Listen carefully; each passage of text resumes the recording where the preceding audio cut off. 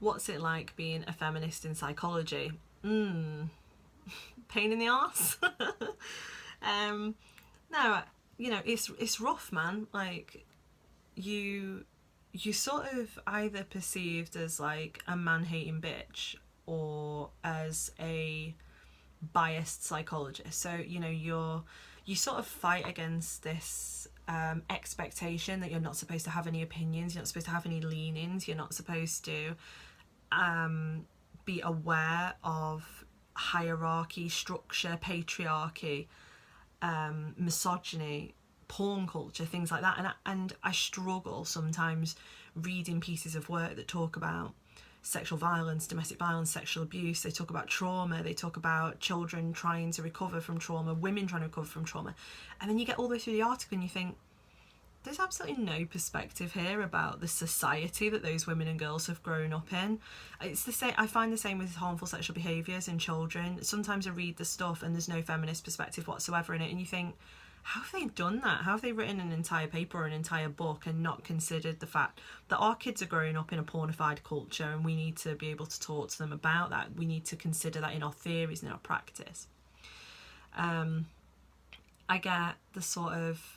I guess I know that there are particular people that would never commission me even if they thought my work was brilliant because of the third word. Feminist, not fuck. For some reason people don't care that I say fuck, but they do care that I'm a feminist. And then I also know that people deliberately commission me and would deliberately ask me to do pieces of work because they know they would get that feminist edge, and they know that they would get that, critical perspective on societal problems. So, for those of you that are feminist and are coming into psychology or coming into sexual violence, coming into social care, you have to stand tough. Your perspective is valid and your views and your work is valid. Don't allow somebody to tell you that you're biased or that you're not objective enough or that you need to tone it down a bit, which I hear a lot from students of all different universities, that they get told that, if they're an out and out feminist, as if it's something bad, they're supposed to tone it down a bit. And don't tone it down at all, turn it up.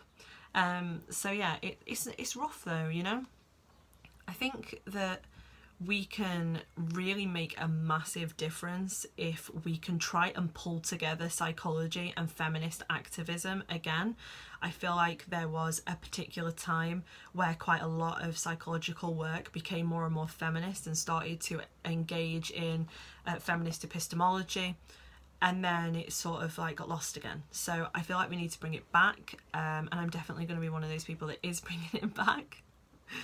But yeah, it's not easy. Get a lot of judgment, I find, sort of people. I remember someone saying to me, I would never call myself a feminist because I'm a psychologist. And I was like, oh right, why? Well, because then people wouldn't take me seriously. Like, why?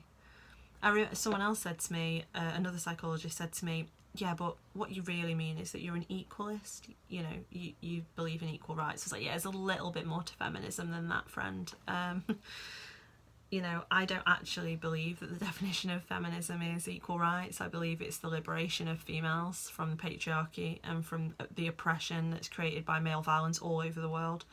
So, psychologists that have that view are important. We're important as researchers, we're important as chartered psychologists, as practitioner psychologists, because there are different perspectives that need to be considered when we're working in sexual violence and domestic abuse. I often read articles that will spend 5,000 words talking about a woman's vulnerability to domestic violence or a woman's vulnerability to being raped, and they're talking about, they came from single parent families, or they had witnessed something traumatic as a child, or they are sexually promiscuous, and they're just such shallow analyses, and you just sort of think, have you considered any wider context that these women and girls survive within? And the answer a lot of the time is no.